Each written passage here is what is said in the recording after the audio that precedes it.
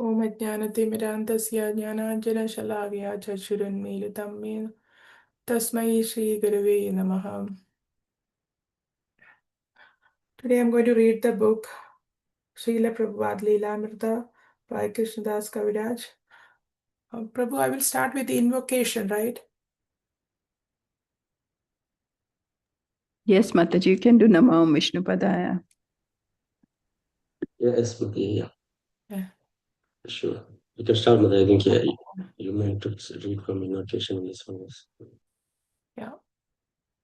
According to Krishnadas Kaviraj, an invocation involves offering obeisances, defining the objective, and bestowing benedictions. I offer my respectful obeisances to my eternal spiritual master, His Divine Grace A.C. Bhaktivedanta Swami Prabhupada, whose service is my life and soul. It is for his pleasure that I offer Srila Prabhupada Lilamrita as an act of devotional service. He has blessed the entire world with Krishna consciousness, and he is therefore the best friend of all people and all living entities. He is the most powerful Acharya, delivering pure love of God, and he is delivering the message of Lord Chaitanya strictly in disciplinic succession. No one else has ever spread Krishna consciousness as widely as he. I am praying that he will allow me to surmount the difficulties involved in presenting his biography and that he will be pleased with the results. I am convinced that by his good wishes, this work can be successful and that if he is not pleased, I am powerless to write anything of merit. By offering obeisances to my spiritual master, I am offering respects to all other acharyas in the disciplined succession or to Srila Prabhupada's Guru Bhaktisiddhanta Saraswati Thakura, to his Guru, and so on, to the six Goswamis, Lord Chaitanya, and Lord Krishna himself. Only by the grace of Srila Prabhupada can I bow down in the temple, prostrate at the lotus feet of Gauranityai, Krishna Balram, and Radha Sham Sundara, and have access to their mercy.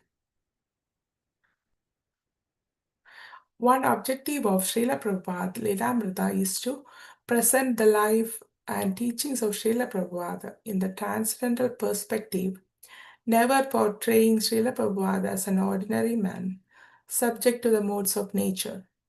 Srila Prabhupada was a divinely empowered pure devotee. He was sent to this world by the Supreme Lord just to spread the Krishna consciousness movement to people of all nations, races, classes, and creeds, and thus to offer everyone the opportunity to become a pure devotee and go back to Godhead. Another objective of this work is to attract the leaders and influential members of society to appreciate and love Srila Prabhupada. This biography must be honest, factual, and correct in transcendental knowledge, and it must captivate and please the reader. Srila Prabhupada Lilamrita must enlighten and please and also move the reader to inquire into the writings of Srila Prabhupada.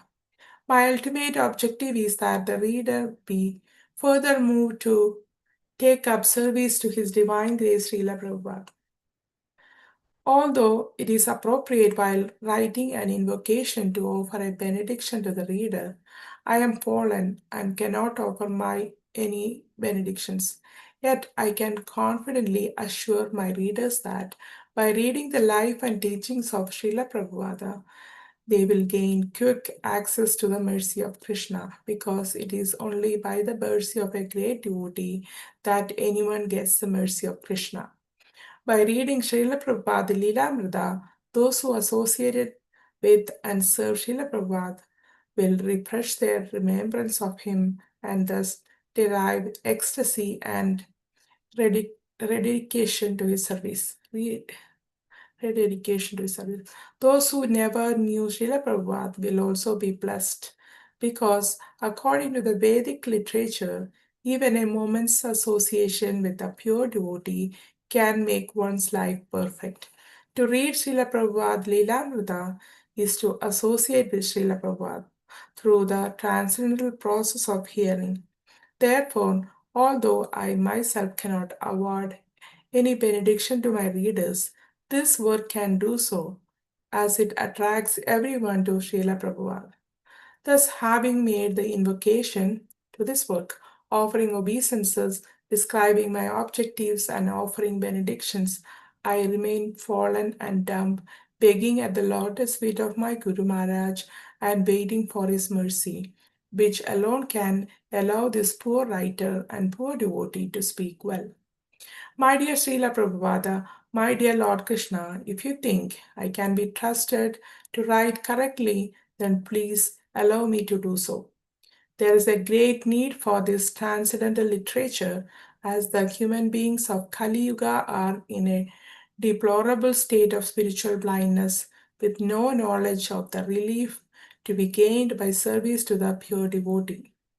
The devotees of the Lord and the many sincere followers of Srila Prabhupada are eagerly receiving this work. They want to hear more and more of Srila Prabhupada's activities and instructions, and they want to see them presented expertly so that others may also become attracted to join us in loving, dedicated service to Guru and Gauranga. My dear Srila Prabhupada, I know I have to work hard to produce this literature, and I promise to do so, but my efforts will be only a spinning of concocted empty words unless you become present in these words and bring them to life with transcendental potency. Satswarupa Dasa Goswami. Chapter 1, Childhood. We would be sleeping and father would be doing arati, ding ding ding. We would hear the bell and wake up and see him bowing down before Krishna, Srila Prabhupada. It was Janmashtami, the annual celebration of the advent of Lord Krishna, some 5,000 years before. Residents of Calcutta, mostly Bengalis and other Indians, but also many Muslims and even some British, were observing the festive day, moving here and there through the city streets to visit the temple of Lord Krishna. Devout Vaishnavas fasting until midnight chanted Hare Krishna and heard about the birth and activities of Lord Krishna from Srimad Bhagavatam. They continued fasting, chanting, and worshipping throughout the night. The next day, September 1st, 1896, in a little house in the Toligunj suburb of Calcutta, a male child was born. Since he was born on Nandol Sabha, the day Krishna's father Nanda Maharaj had observed a festival in honor of Krishna's birth, the boy's uncle called him Nandulal.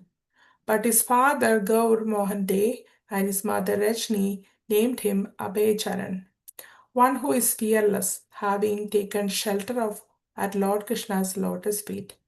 In accordance with Bengali tradition, the mother had gone to the home of her parents for the delivery, and so it was that on the bank of the Adi Ganga, a few miles from his father's home, in a small two-room mud-walled house with a tiled roof underneath a jackfruit tree, Abhay Charan was born. A few days later, Abhay returned with his parents to their home at 151 Harrison Road. An astrologer did a horoscope for the child, and the family was made jubilant by the auspicious reading. The astrologer made a specific prediction. When this child reached the age of 70, he would cross the ocean, become a great exponent of religion, and open 108 temples. Hare Krishna.